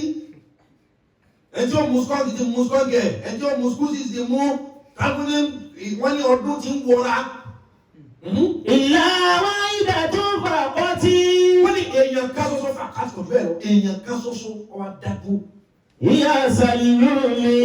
Òun ọ̀gọ̀ tásí pati tí wọ́n ṣe ìyá Sàlùmí òun lọmọ ọba tí ń jẹ́ Sàlùmí. Àlẹ́tí máa ń sálà sọ́tún láyà bí òsìnìyà. Èyí tó jẹ́ pé ìrántí ọ̀rọ̀ tí yàyà sọ fún tí yàyà pè é ní. Yá fàájírọ̀. Tí yàyà pè é ní yá fàájìrà obìnrin ó ṣe ọgbọ́n pé òun wà lẹ́wọ̀n ọ̀wá torí pé kò lè free òun kò lè lo influence ọ̀wá ló dìgbà tó bá ń bọ̀ sùn. Gbogbo ẹ̀yin tẹ́ ẹ̀ ráwọn èèyàn tẹ́ ń bá sùn lọ mọ́kà you are rascal. Rádaràdá ló ṣe. Rádaràdá ló ṣe. Òṣìṣẹ́ Ọlọ́run. Ẹ̀yin olówó òde òní tẹ́ kan ha mọ́tò bí ẹni tí ha bí ọ̀dà báwọn èèyàn wá ókè o. Bọ̀dá rádaràdá lẹ́sìn náà tell you the fact gbàgbé. Kéèyàn ọmọ ẹni tí ha mọ́tò fún àwọn tí ń bá sùn káàkiri pé ẹ̀tẹ́wọ́ pẹ́pẹ́rọ́ ẹ̀ máa lòkè sí àdúrà àwọn òde sánmọ̀. Interest ni. Tit for tat ni interest ni. Torí pé àwọn tó bá sùn ọ̀rọ̀ kọ̀ fún wọn. Òṣìṣẹ́ Ọlọ́run kò sẹ́yìn kí ni. Òṣìṣẹ́ Ọlọ́run. Sàlùmí yẹtí máa ń sálà sọ́tún láyà bí òsìnìyà yá fàájírọ̀. Wọ́n ní wọ́n gbọ́ nínú ohun ẹ̀ orúkọ tí yàyà pè é yà fàájìrà. Èbúté ìdè àdìmí. Jìnnà sí mi wọ́n ló ṣekúṣe yìí. Wọ̀rọ̀ Ìròdísù. Ọba Ìròdísù. Ọba ìyàwó ọba wa rí ọmọ. Bàbá Sàlùmí Jẹ̀mílátù gọ́lì bàtàn. Ó ní Sàlùmí Jẹ̀mílà. Jẹ̀mílátù. Ọmọ mi Sàlùmí Jẹ̀mílà. My beautiful girl. Gọ́lì bàtàn. Tó ti tí Sàlùmí ti bínú tó ti rẹ́rú kalẹ̀. Àyà fúrahì wà máhì. Nǹkan mẹ́ta lọ́sọ̀ọ́ mẹ́ báyà. Àyà fúrahì wà máhì wà rí kùsì. Àyà fúrahì. Múnú mi dùn. Wà múrahì. Ọtí ni oúnjẹ ní ìwà múrahì. Amúlò ẹ̀yà ni òun fa òbí tó amúrí. Dáìní pẹ̀lú mi. Dáìní pẹ̀lú mi. Àkọ́kọ́ ni pé Ìfúrahì yọ pẹ̀lú wa. Tá a jájọ gbẹ́sẹ̀. Jájọ bìábì. wà múrahì. Jájọ mú gbogbo táàmù yìí. Wà rí kùsì. Mo fẹ́ kó o jó fún mi ọmọ mi. Mo fẹ́ kó o jó aláǹká. Mo fẹ́ kó o jó wáyé mi. Mo fẹ́ kó o jó. Mo fẹ́ kó o jó gàlàlà. Àzótó. Mo fẹ́ kó o jó ijó àzótó. Mo fẹ́ kó o jó kò gbé fún mi. Mo fẹ́ kó o jó sáńkù. Ìwọ lọ́lá kan ní orí yìí ń jó ẹran méjì. Àdọ́lọ́lọ́ wáyé àtọkùn. Èyí tó láti dé kọ́ táwọn ṣẹ̀ṣẹ̀ báyìí jọ. Gbogbo ojú ọlọ́dà ní kójó fóun. Wà rí kùsì. Gbogbo ọlẹ́ ní rédíò ní kan. Ọdún oríṣiríṣi tá gbogbo ojú òun. Àmà gbọ́ lórí rédíò. Wà rí kùsì. Owó gbọ̀ngàn wèrè lọ́ba dé yẹn. Sagidi bọ̀bọ̀.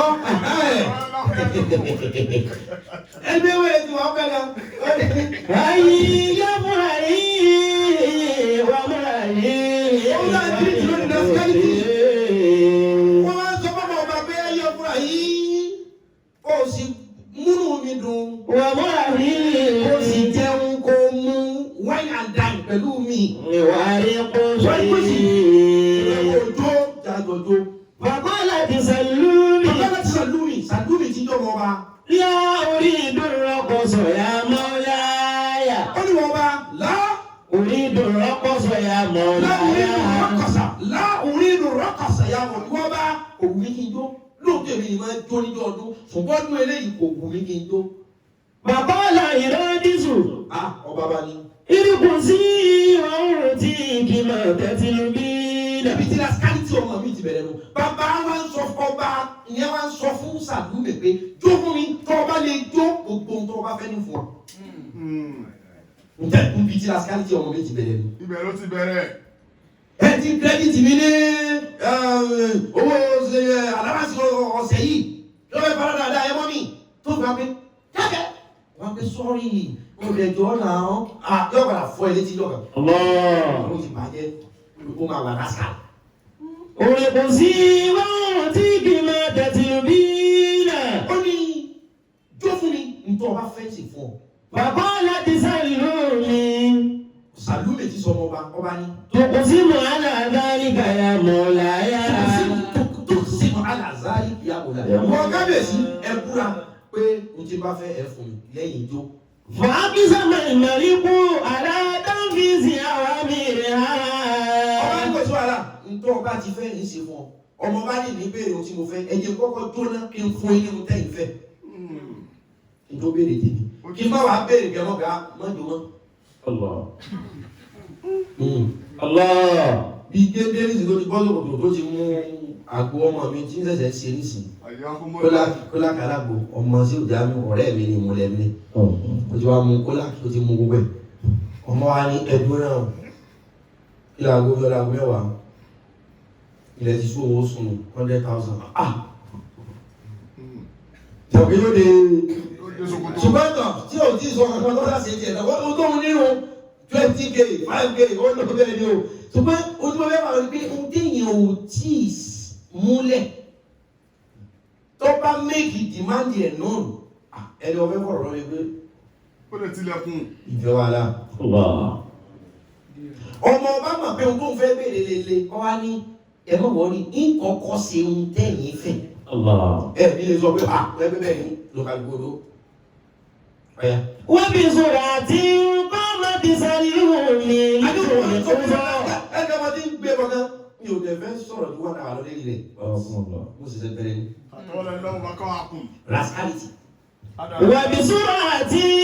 ilé ìgbẹ́lá tó bá lọ́wọ́ ṣe tó bá lọ́wọ́ fún ní tó bá fẹ́ wọ́n fi sọ̀rọ̀ àti lẹ́sẹ̀kẹsẹ̀. kọ́mọ ti sáré òní nítorí tó sọ. àbábìlà kọ́mọ ti sàlùmí nítorí tó sọ. sàlùmí bá dìde ló bá bẹ̀rẹ̀ wọ́n ti kọrin fún ní jó ìgbójú oríṣiríṣi ìṣe òkè tó tóbi yóò jó yìí máa cough attention ju ìjì ọkùnrin yóò jó lọ. àmín. gbogbo àwọn tó wà lójú agbo. àtà àbọ̀ ara ti rí jẹ̀mí ya. wọ́n tí gbogbo ẹ tó wà lójú agbo wọ́n fi tó jẹ́ kó ní wọ́n wò. wọ́tá mẹ́lìmẹ́lì kò á sí àdánná sí ibi à. báyọ̀ mẹ́lì kò àṣà àdánná ọba wa sọ pé ọmọ mi nù. ọmọ náà wà mo sọ fún yín ìjó rẹ̀ ní ọmọ ni ọba wa fi yan gan. Fọlọ́mọ ìta àti mìíràn rọ́pọ̀sì. nígbà wa jójó gàgà. Bàbá láti mọ̀láyà. àwọn ní kábíyèsí ọba Àlẹ́ án. nísìbáyì nísìbáyì. Tó ń bí sọ̀nà òrè dùn. mo fẹ́ béèrè nǹkan tí mo fẹ́. Wàkọ́lá máa tún rí dìínà. kábíyèsí wa ní kí ló fẹ́. Kọ́lá tí. ó ní ohun tí mo fẹ́. Rọ́ọ̀sù yáyà fi bọ́sà tí fi dọ̀tí. wọ́n ní ọkùnrin kan jẹ́ tìmọ́lé tẹ́ pè lánàá bí ọlọ́run yẹn mo kàn fẹ́ ṣe wèrè pẹ̀lú ẹ̀ orí rẹ̀ ni mo fẹ́ kẹ́ gbé wá fún mi. Fi bọ́sà tí fi dọ̀tí. tó bá gé orí rẹ̀ wọ́n jẹ́ kó gbé sínú àwo mo gbé wá fún mi olórí rẹ̀ mo fẹ́ gbà. rascali kò ní mú jẹ̀nà bẹ́ẹ̀ kọ́kàn sí yìí bí èmi ni mo ní kó ṣe kan ló lè ṣe wàá gbà. وأحس الملك بالرعب ọba bá inú ọba ara ọba kó tí ọ. فقال ó ní wọ́n mọ̀ mi. لا إنه نبي. ọ̀rọ̀ ṣe bẹ́ẹ̀ ọlọ́mọkùnrin yìí ànábì ni ọ̀rọ̀ tí ń sọ ní ọba tí wàá mú wọ́n jẹ́ béèrè rẹ̀ fún ọ béèrè kan mi o. فقالت a tún àwọn ní Instagram yìí gbé wọlé ó ti gbé wọn náà wà á ní wọn jáde á gbé wọn wọlé padà.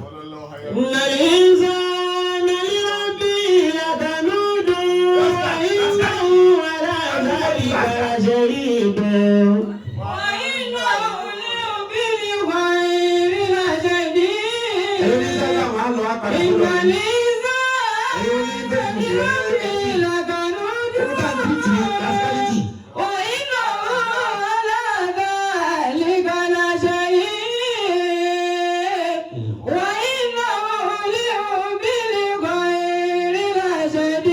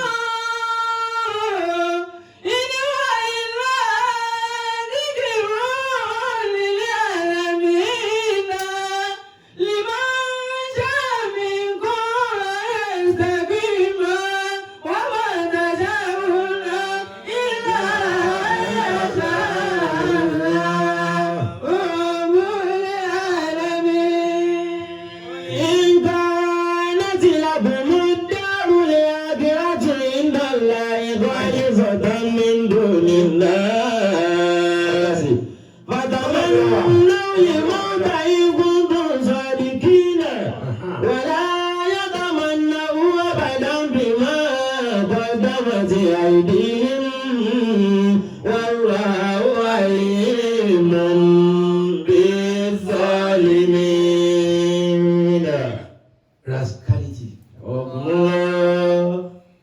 Ọmọ ọba tí ń jẹ́ Salumi. وقالت لقد أقسمت يا مولاي على ذلك. Torí pé ìgbà tó béèrè pé orí yàyà lòún fẹ́. Ọba ní ìnáwó نبي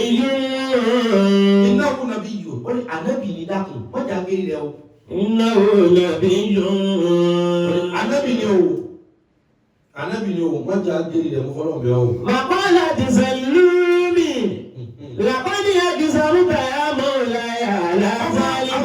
Ọmọ rascal ọmọ búbẹ̀ tí ń jẹ́ Salumi ọba ní ẹ ti ṣàdéhùn pé ohun tí ń bá béèrè lẹ́ fún mi. ولا أريد سوى رأسي. Ọba ní béèrè nǹkan mi, olùwàlá wùrídù sí wa rásì tó bá yẹ lórí yàyà ìfẹ́ kan mi. Àní ìfẹ́ nǹkan mi. Rascality ìjà tí a fẹ́ àwọn èèyàn kan wà wọ́n ń ṣèkà but ìka yẹn kìí ṣe pé ẹni tí wọ́n ń ṣèkà fún wọn. Wọ́n kàn fíìlì pé ẹ̀ka yà ṣe kankan o.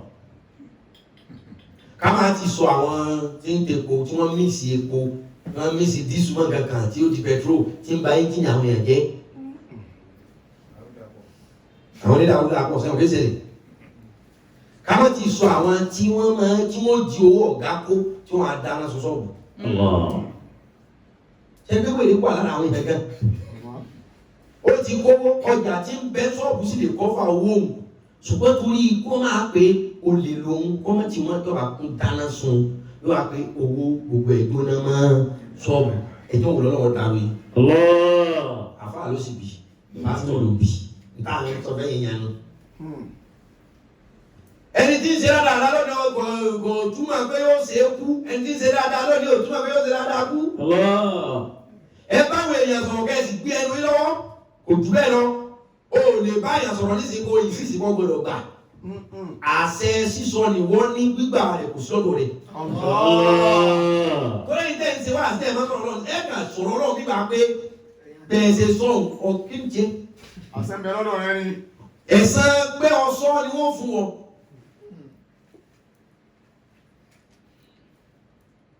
Ó ta fẹ́ràn pọ̀. Ẹ sọ àfá. Ẹ sọ o. Ẹ sọ o. Níbi táwọn èèyàn ti ń fi ẹ̀sìn wá lẹ́jù hospital ni. Hospital lọ́pọ̀lọpọ̀ mùsùlùmí ti sọ ẹ̀sìn nù. Torí pé mùsùlùmí ò ní débẹ̀ ràn án lọ́wọ́. Àwọn ẹlẹ́sìn míì ni ó lọ.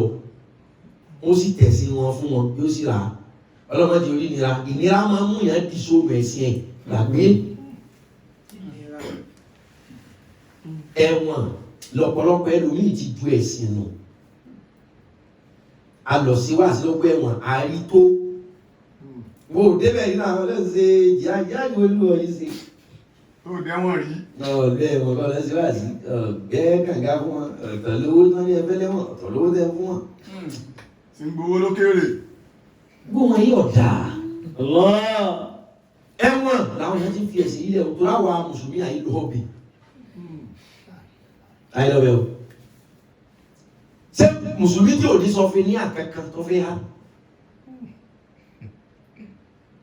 ẹlẹ́sìn míì wọ́n lọ homeless baby house wọ́n lọ yẹ̀ wọ́n wò wọ́n tẹ sọfẹ́níà àwọn ìwé tí wọ́n ya fọ́tò sí bí ìwé mímọ́ ṣe bẹ̀rẹ̀ bí ìrìn àjò olùgbàlà ṣe ń bọ̀ wọ́n ya fọ́tò tó jẹ́ pé ọmọ tí ò tí lè kàwé yóò máa ka fọ́tò ẹ máa wò ó gbà àwọn téèyàn bá ń kàwé bí alifábẹ́ẹ̀tì ò bá yé àwọn àwòrán tó wà nínú ìwé yóò sì yé èèyàn. Mashallah. Yes, I'm telling you the fact.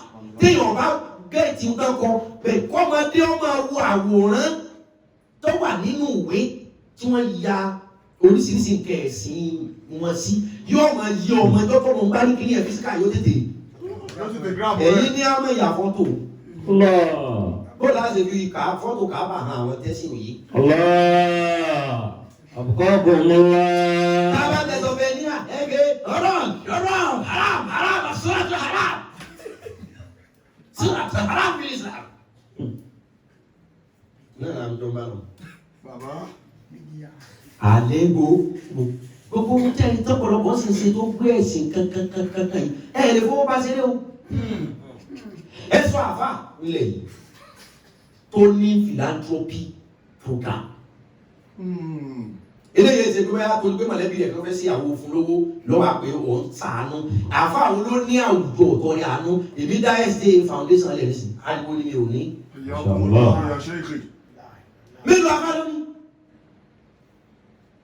Inú sí ọwọ́ tí bá sì ṣe ìtọ́ bá san lẹ́ ni mò ń lò First Day Foundation mi kódà àwọn ọ̀pá-ariwo rẹ̀ mẹ́rin kan ìtẹ̀wé lérí rẹ̀ wípé ẹ̀rìn lọ́wọ́. Kò gbọ́. Corona ló sì lọ ìgbà lockdown at Samtubillah ilẹ̀ azim. Àwọn tó wó dọ́dọ̀ wọn ni wọ́n mọ̀ pé àmì Ọlọ́run try.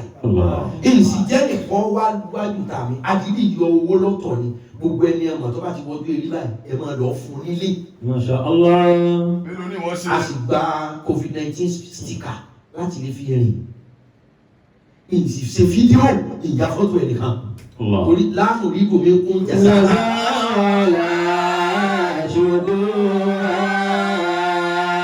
ṣùgbọ́n ẹ̀yin náà ń ṣe èyí tí gbogbo wa ṣe ní òtó gbogbo wa including me ní o ọlọ́pàá àbẹ̀ ọlọ́run ní àfá òṣèrà ẹ̀ ń ṣe dáadáa o ẹ má gbàgbé jọ tí pásọ Genesis ṣe kan tí wọ́n ṣàdúrà fún ẹ bú mi o.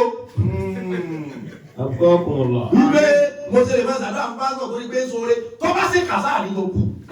Bàbá, ọlọ́jẹ́ mi yóò gùn. Àmín. Wọ́n kú mi ẹnu kùn mí mo lẹ̀ ẹ kí ìbò bẹ́ẹ̀ tẹ̀lé ayé àpáta ní mo fẹ́ yí sámi yọ kàdá nù. Ọlọ́run sọ àmú gbogbo èèyàn ọ̀sẹ̀ tẹ́lẹ̀ jọ́ mi sùn. Ẹ máa gbé pé o máa kéwù rẹ̀ ọ̀kí sọ lẹ́nu tẹ́lẹ̀ tà ìfẹ́ rẹ̀ lọ àwọn bí. Àṣọ tó wà wí.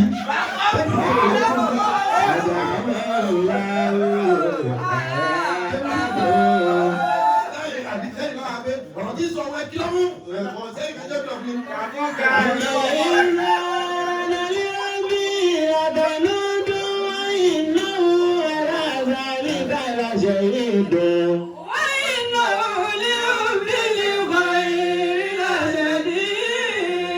Níwòye asìpàláì lásìkò ọ̀ṣọ́jú ẹ̀nìkan bí níwòye àná ọ̀rọ̀ kan ni o. Wọ́n á fóònù ọgbẹ̀wọ̀n mẹ́ta wípé àti mùsùlùmí àti kìrìsìtẹ́nì ibẹ̀ bó la ṣe lè sọdún fún wọn kódà bí wọn jáde tí wọn kàn ní fílẹ̀ pé inú wa máa dùn lọ́dún yìí o. Àwàdà ànáni ó sojú jẹ wọn á fóònù different prison ọ̀pọ̀ àwọn ẹ̀fẹ̀ àbọ̀dún ẹ̀dá kan bó ni àwọn ẹlẹ́wọ̀n yìí tó pépé níjọ́ ọdún o kódà ẹni tí dùnú ti jìnnà sí kí dùn wọn padà jọ.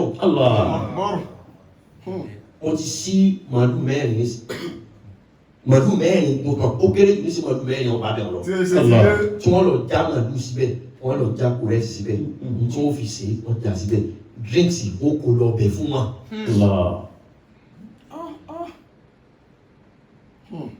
Ìnídìí wọ́n ẹjọ́ yẹn sì ni tó lọ́n bá làwọn lójú wọn jọ yẹn kí ni wọ́n tiẹ̀ dùn wọ́n mọ̀ pé ìyẹn làwọn náà. Ebi ẹ̀sán ló bá tọ́ sí mi lọ́wọ́ fún mi. Wọ́n tó rán sún náà ìwọ́dà. So àwọn kankan fẹ́ sí tó ju ká máa jà ká máa kúra wa lórí social media bí mùsùlùmí àwọn kan yẹn sì pọ̀. Rẹ́pẹ́tẹ́ owó mi lẹ́gbẹ́ ọlọ́pàá ṣèyàn ní oríkànnà rẹ́pẹ́tẹ́ máa ti yá mi lọ́ní àgàn ṣùgbọ́n ìmọ̀ ní mi là kémi ọ̀jẹ̀ kí wọ́n máa jẹ báyìí tó ní ìdí jẹ ó ní àgbà tèmi ọlọ́run mú mi wá. Gbogbo àwọn tí máa ṣe dáadáa nu wa lámọ̀bú kó àwọn kan tó ń bú mú jímẹ̀ǹkì Ismaila àwọn kan tó ń bú pé èso níwá sí motivational speaker èbí kúrò ní ní motivate àbí ẹjọ́ wọn motivate wà lọ. Súnà táwọn bá gba bíá ẹ̀bù wọ́n máa kàǹtì sórí kíní pé káwọn ọ̀dà òkè kan ẹ̀bù njọ́ ẹgbẹ́ mú jímẹ̀ǹkì wá lábújá àsanwó wọlé ni o. Bàbá. Ọkùnrin ńlá. Ọ̀pọ̀ náà ta ní láti jẹ́ o. Àlọ́wọ́ ṣó. Lóòótọ́ ọ̀rọ̀ náà ni ọ̀rọ̀ náà tó sanwó wò. Ṣùgbọ́n lẹ́gbẹ̀ẹ́ ìwà ẹjẹ́ mi ọ̀dá wà sílẹ̀ ní ti pé ẹ wá sanwó wò. Ayé ò gbọ́. Ekú ní ẹkú mi. Ẹ ń gbà pé bóyá ti bá ka owó yẹn mo fẹ́ kó lọ́sọ̀ sí tùlọ̀ fi sàánú àwọn èèyàn ẹ̀ ní ìṣúná yẹn. Bóyá ti bá gbowó yẹn mo fẹ́ kó lọ́sọ̀ bẹ́ẹ̀ wọ̀n lọ fún àwọn èèyàn ẹ̀ ní ìṣúná yẹn. Ṣùgbọ́n ó ní káwọn wá owó wọlé wá. Àwọn afáàlẹ́ kọ̀ọ̀tà kò mí. Mo ní àìdíà ìwà wálẹ̀ yìí ọ̀já lè lò.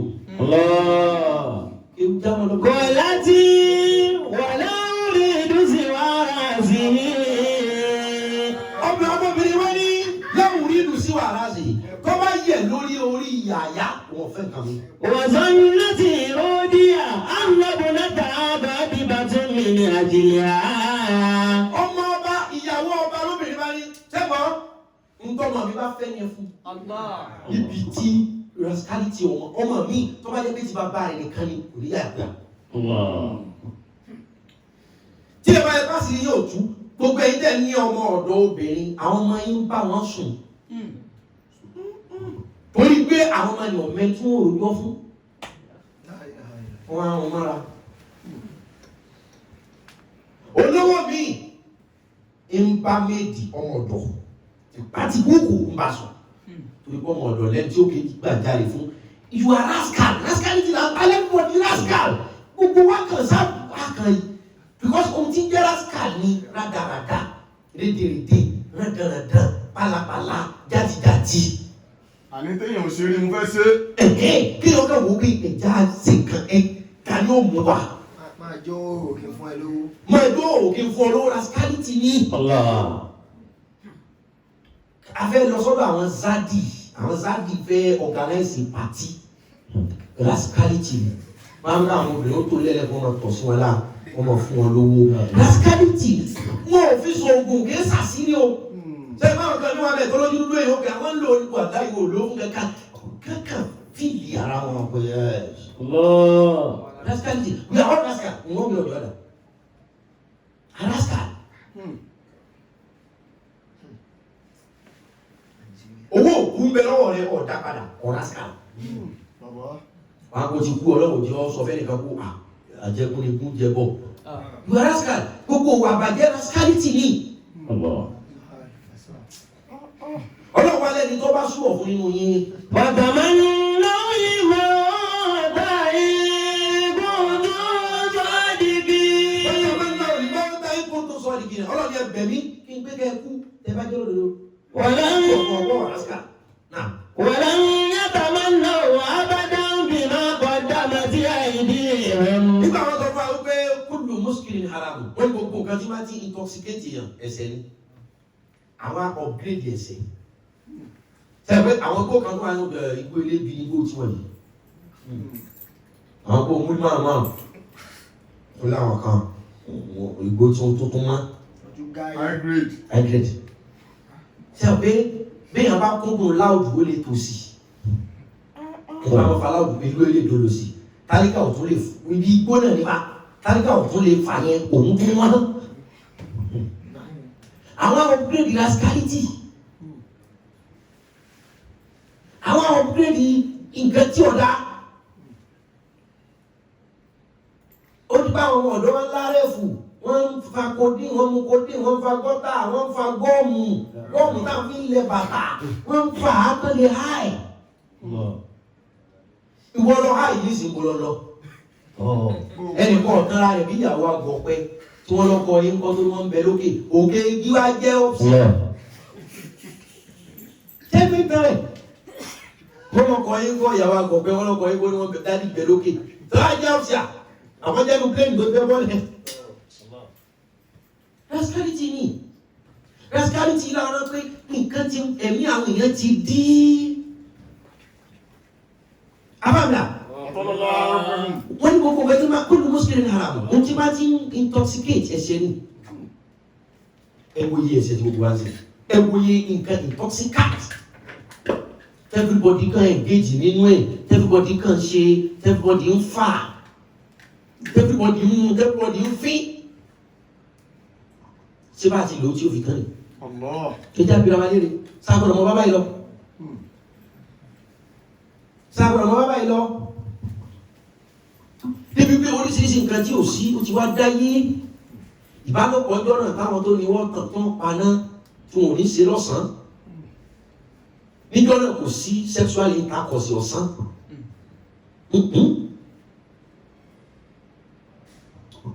Òru ni wọ́n bára wọn sùn tó máa paná.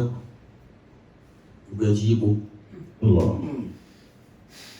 Nísìn àwa lóríṣiríṣi a ní BDSM tẹ́sìra yín bí ẹran tó dé lókun lọ́rùn tó dé lókun lẹ́sẹ̀ tó bá abẹ́ bára wa sùn ó BDSM ó dé lókun lọ́rùn náà ó fò lọ́wọ́. Rascality ni. Káwọn èèyàn máa insist pé táwọn bá ń ṣe nǹkan oṣù tóbìnrin bá ń ṣe nǹkan oṣù làwọn máa ń gbádùn káwọn ọba aláṣepọ̀. Gbogbo nǹkan ẹni ń ṣẹlẹ̀ bó bá wọlé lọ́rọ̀ ń pọ̀ ọkọ̀ mọ̀ gan pé tóbìnrin bá ń ṣe nǹkan oṣù lòun máa ń gbádùn rẹ̀ dáadáa. Rascality ni. Ara dání. Kò sí ohun tó dùn mọ́ òun bí anasex láyé òun. Rascality ni.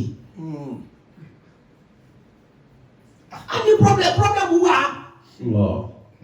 Tí ọ̀gbọ́dọ̀ ọmọ bábá yìí lọ wọ́n padà lọ́ọ̀kì mọ́mú mi pé gay partner mi bí tọ́rọ̀ lọ yìí wọ́n lọ́ọ̀kì pásítọ̀ mi pé gay partner wọn ni bí tọ́rọ̀ lọ yìí gbogbo èèyàn kan yàwọ́ lọ. Gbogbo ohun tá à ń ṣe kìí ṣe pé kankan lẹ́nu kankan fẹ́ mú bẹ̀ o. Ẹ̀tọ́ ọ̀fẹ́ bá gbọ́ ọkọ̀ dé lókun lọ́wọ́ dé lókun lẹ́sẹ̀ tó bẹ̀rẹ̀ sí ní kó ẹgbàá bò bí ẹran tó kọ́ fẹ́ bá ṣàṣìkò.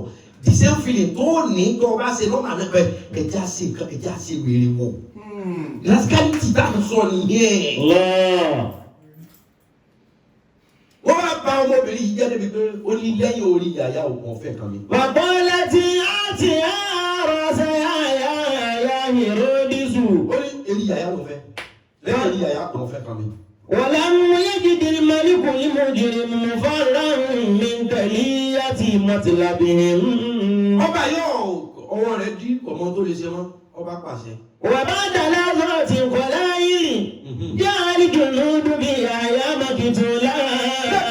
Ọba ní fúdí èyí ohun tí ọmọ mi fẹ́ ní orí ànábì Ọlọ́run prophet ti jẹ́ Yàyà. Fúdí èyí mo pa láṣẹ gẹ́gẹ́ bí ọba mi ò fẹ́ kí inú ọmọ mi ó bàjẹ́. Rascality ni. O lè dénú rẹ̀ ó bàjẹ́ torí káyé rẹ̀ ọmọ bàbá jẹ́. Mo ń tọ́pọ̀lọpọ̀ òbí ọ̀la láàrin fẹ́ kí inú ọmọ yìí dénú rẹ̀ ó bàjẹ́ torí káyé rẹ̀ ọmọ bàjẹ́. Ṣùgbọ́n tó o bá nítorí kínú rẹ̀ ọmọ bàjẹ́ táyé rẹ̀ bá padà bàjẹ́ ẹ̀tánà nìyẹn for life. Títí ayé. Abadan sẹ́nìmọ́dán. Láhayatakum. Ọba ìwá nítorí kínú ọmọ òun ọmọ bàjẹ́. جاء الجنود بيحيى مقتولا.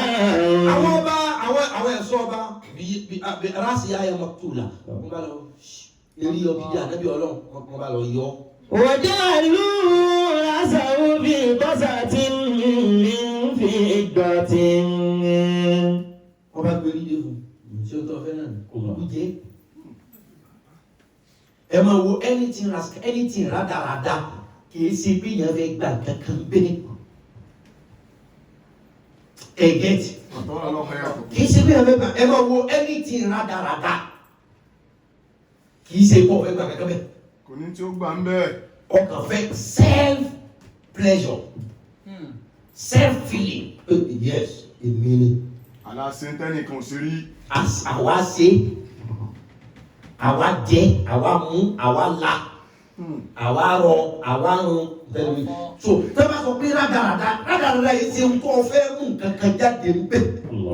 To self appraise pé èmi òdo yàdọ̀ wọn kò ọgbà kankan bẹ̀ èmi tó tẹ́ bá ní rádaràda is something you have nothing to take from there than just self appraisal. selfly fi ààrẹ ọ̀gá èèyàn ta ní ọ̀dà gbogbo tó ní ẹ̀kọ́ ọmọ ọmọ lọ sí lọ́fẹ́ fàmì tí ní wá mi gbó lórí wọn fẹ́ háì ọba háì kó tó sọ̀kalẹ̀ ọ̀tán. ìwọ tó wáyé náà ló sọ̀kalẹ̀. rascality ọ̀rọ̀ tí mo fẹ́ sọ ní rascality pọ̀ gàbọ̀ tí màá da dúró lónìí. mo fẹ́ sọ fún yín nípa haruta àti maruta ṣùgbọ́n ẹ̀ka jẹ́ sọ díẹ̀ ń kàn sọ lórí the topic torí ọ̀rọ̀ rascality ẹ máa mọ̀ bí ṣe kábílà tó bóyá torí gbèsè tá à ń ṣe tá à ń gbọ́ oríṣiríṣi tá ìjọ mi rí wọn fẹ́ pé nínú ayé yìí náà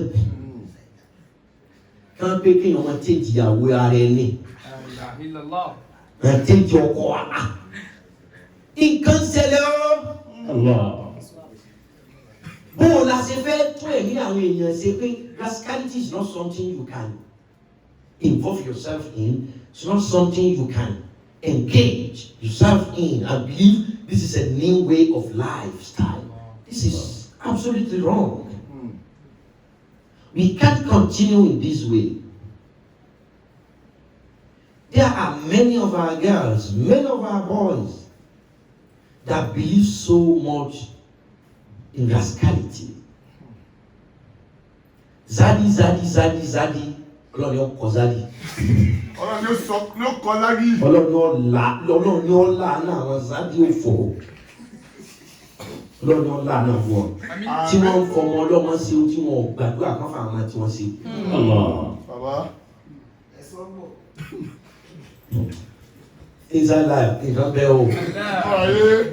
Ọ̀gbìn ńlá. Àìsàn ìmọ̀lá kú ti rà àlá wọ́n fi sọ̀rọ̀ àti ìdíkàmà àti màlá ìdájọ́ Ràmánì. Yàtà Màsúnà. Àwọn ẹ̀rọ rascal, àwọn ìwé wà lábẹ́ everybody gbogbo èèyàn ní kiri kúkú kábùkù wà láàyè. Kàtí. Wọ́n dá ìdílé àti. Kẹ́lẹ́ mọ̀ bí dílé rascal wà. Àwọn tí wọn bá lówó codeine tí wọn àbí tí wọn ti wà lágbègbè ibi tí wọn ò lè rí kiri wọn rà obìnrin wọn wá sóòkì nǹkan sọ ẹ sómi gbóná wọn á gbé mọ sí i wọn sì máa tójú wọn yọ báyìí tí wọn yọ kọ̀ọ̀kọ̀ nísìnyí. a ti tọ́nu gbogbo nǹkan sí option wàhálà wà. Ó ti dà torí kò di. Òyìnbó làmà tí ń ṣe rádà òyìnbó tó a ti take over. Síbà ìlà máa bà lọ sáwọn títí ṣe yóò rí kóra àwọn ọmọ tí ń bọ̀. Táwọn ọmọ tí ń bọ̀ tó bá ti kóra wọn sí generation ti bàjẹ́. Nǹkan ti bàjẹ́ lọ. Má jìnnà sáwọn ọmọ rẹ̀ yìí púpọ̀ mọ́ bá wọn sọ̀rọ̀. Máa sọ wọn máa pè wọ́n àwọn ọmọ tẹ̀gbẹ́ta búrò torí pé lẹ́pàá ń bọ̀ wọ́n ti ń bára wọn ṣàṣepọ̀. Ẹ̀sọ́ ọmọdé age of 20, 22 tó ń lo fóònù lónìí tí ò kúndùn pornography tí ò kúndùn ká mọ wo blue film ká mọ wo fíìmù àwọn tí ń bára wọn ṣàṣepọ̀ ẹ̀sọ́ ẹni náà ẹ̀sọ́ fóònù náà ẹ̀sọ́ USB tẹ́lómi ní ti ń gbé kọ́rùn káàkiri jẹ́ òpé iṣẹ́ ní wákàtí nǹkan burúkú lọ́dọ̀ kò lè jẹ́ kí USB wọnú kọ̀ǹpútà yín kò nígbà má ti lò wọ́n lò má wọ́n nìna torí pé ń tọ́kọ̀ ẹ̀ personal use mi ń tọ́kọ̀ à ń bẹ̀ fòtò rí. Kò lè tẹ́ gbangba. Ìjẹ́ ogun pornography sáàlẹ̀ yé rascality ní pornography but sáàlẹ̀ yé ogun pornography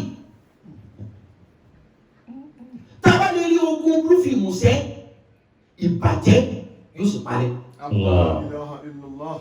Torí Yorùbá ní ohun tí ojú ọba rí ìbọn kàn jẹ́ ohun tó ju àwọn èèyàn rí ó ti kó sí ọkàn wọn tí wọ́n darí wọn láti bẹ̀rẹ̀ sí ní máa wà. At age of 30 níjọ́ náà àwọn ọmọkùnrin ò ní máa gbé fúkẹ́fúkẹ́ kó ti máa dàdúgbò láàmú láyé lọ́hùn age of 30 ìbẹ́ ni màmá ẹ jẹ́ gbígbálẹ̀ lóko yìí age of 30 ọmọkùnrin ara rẹ̀ tí wọ́n fi okó dàdúgbò nísìnyí age of 30 kò because gbogbo táwọn wò nísìnyí ti di ṣáwà ara wa ó ti di pleasure àti enjoyment ara wa nǹkan tá à ń jẹ àwọn babájọ́ wọn jẹ fọ́ wọn jẹ owó kan ara wọn balance nísìnyí gbogbo táwọn ń jẹ okúndùn fún yúgọ́ọ̀tì okúndùn fún milk no matter what iṣẹ́ táwọn kiri yìí ń ṣe yìí yóò tètè gbé ara rẹ̀ dìde yóò sì tètè kí ọmọdé dàgbà débi tára rẹ̀ ó ti yóò jẹ́ kó ọmọdé ó wú débi pé ara rẹ̀ ó mọ béèrè fún pleasure kò yẹ rẹ́dì yóò bẹ̀rẹ̀ sí ní rẹ́dì problem dé. If we can overcome the enemy which is pornography, if we can overcome the pornography in our society, if we can suppress it, if we can delete it in our mind, in our thinking, this universe of today, this world of today will be so beautiful. Cases of rape will be disappear. Cases of unnecessary, undeserved, uncautioned sexual activities Àní bàbá will lè be káwọ́ ẹ̀. disappear in our midst.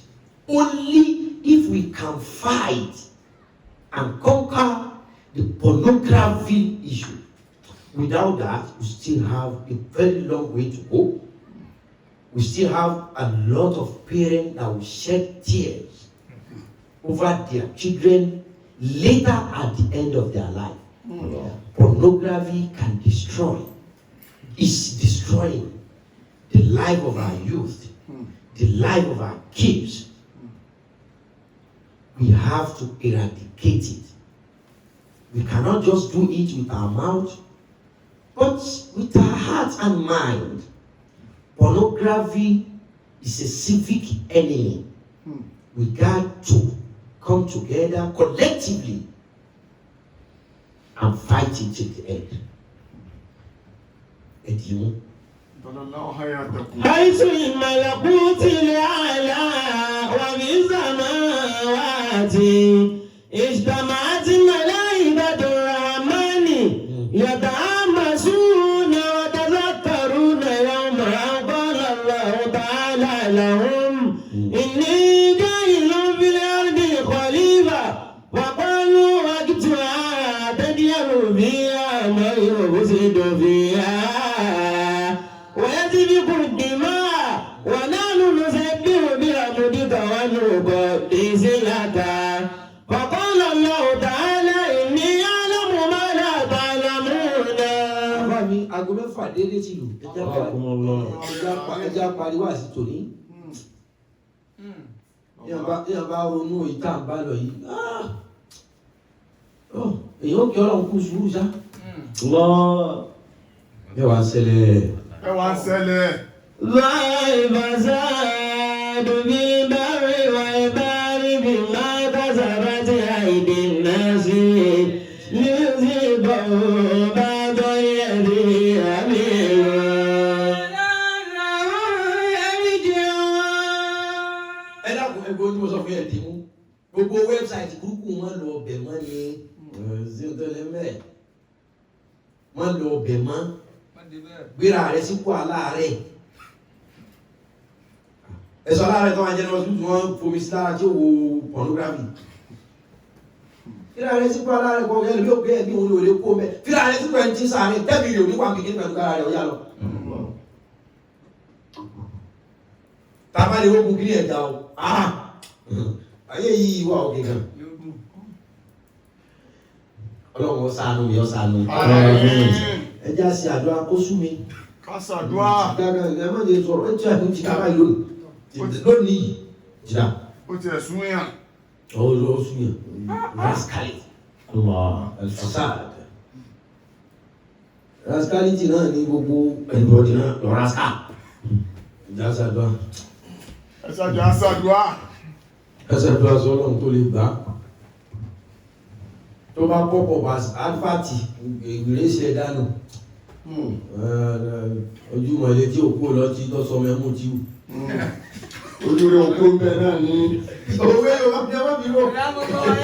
Àmín. Yóò bá ní ojúmọ̀ ilé òkú lọ tí.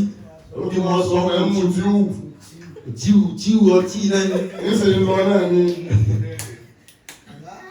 Bí technology ṣe help wa tó technology bá kan yẹ o. Ó ti máa báyé jẹ́ sí. Báyé jẹ́ o. Kàdé yẹn kàn máa parí dìde ọkàn exchange within 1 second lórí WhatsApp. Òun yìí náà ló tún kó bẹ̀rẹ̀ sí ní dìlítì kí ni ẹ láti sin mọ́ dìlítì ẹ̀ dìlítì gbogbo ẹ̀ Delete ẹ̀. kó tiẹ̀ fi fẹ́ jọ́ mi sun ọlọ́run pé àmì ọlọ́run ló ní dìlítì kí ni sí wò mọ́ ẹ̀fọ̀rọ̀ mi ṣe yá mú Allah. dìlítì ẹ̀ máa yí máa rò ó ẹlòmíì tún ní fẹ́fọ́ráìtì Ó tún ní íńtánẹ́ẹ̀tì máa ń lò. ẹlòmíì tún ní fẹ́fọ́ráìtì wọ́n ti dìlítì rẹ̀ lórí ọṣẹ́ òye ẹgbẹ́ dìlítì ẹ̀ dìlítì ìgbẹ́dá ẹni kó mú mi sí ká gbẹ́nu lókè káwà náà náà dìlítì ẹ̀ máa rò ó má ìjọba kú kọ́ ẹlẹ́gbẹ́ náà lọ́gbẹ́ lòrè ṣe kí wọ́n wọ kíkà ìjọba kú kọ́ Ó tán. tí wọ́n tó bá kílẹ̀ dànù tí fóònù jábọ́ sí kan náà mọ mọ̀lẹ́bí rẹ̀ tí wọ́n wọ́ káàkiri tí ẹ̀mọ̀ pé torí ìbàjẹ́ ni pásọ̀ọ̀dù ẹlòmíì fi le Allah. pásọ̀ọ̀dù ẹlòmíì tó fi lọ́ọ̀kì fóònù ẹ̀ kọ̀mpútà lè sí Ó là kó sẹ́bí rẹ̀ tó mọ̀ ọ́. kọ̀mpútà lè sí Pátá ni ẹ lé bí kan náà. tí ọwọ́ rẹ bá ti mọ́ wà láì ẹ̀rí kò ní lọ́ọ̀kì fóònù rẹ̀ dọ́kúmẹ̀ntì wọ́n tó ní sẹ́ ìjọba nítorí àwọn private document kẹ́kẹ́ kọ́ Irọ́ ni. gbogbo nude photo nude video àwọn èèyàn tó ti gbà èyí tí wọ́n náà ti yàkalẹ̀ tó ń sẹ́ndì lọ́ọ̀fẹ́ kọ́ káwọ́ fó kí kọ́wọ́ rẹ ọmọ níbi kò ní lọ́ọ̀kì fóònù rẹ mọ́ ẹjẹ́ àjọ ṣe challenge òní ní Sunday láti wá sí mi ní Thursday ẹjẹ́ àjọ ṣe challenge láti alẹ́ yìí tí ó fi Thursday lágbọ́ wá sí kò ní sí password bí fóònù yìí láàrin èmi àtẹ̀yìn challenge. Ẹjẹ́ àjọ ṣe.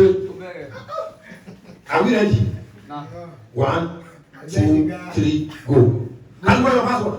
Bóyá yọ Ẹ̀fí pásítọ̀ gbogbo tó kẹ́. ọ̀ya títí Thursday ká challenge ni o ẹni ọba èmi ó gbúra tèmi pé wà láàyè wọ́n ló bu tiẹ̀ Thursday no password. Tí fóònù ẹ̀ lẹ̀ sẹ́yìn. Látò ní kó lè fóònù ẹlẹ́fẹ̀ẹ́ ní bọ́ọ̀lù pé check ẹ̀ challenge has started.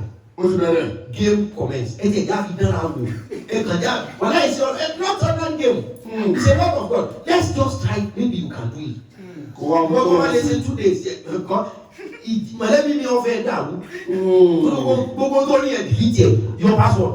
Èmi ẹ̀yin we are on challenge. Game. Níwájú Ọlọ́run. Game. From now Sunday on the Thursday. 21 of today is 21 of June till 25 of June. No password. Inshallah. Right from today. Mọ́nà sílẹ̀. D. Inshallah.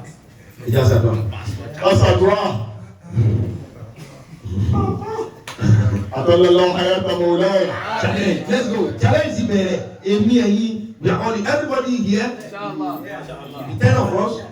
Your passport. Àwọn mẹ́rẹ̀ wá tẹ̀wọ̀n bí. Challenge. Ìjà sàdọ̀. Ẹ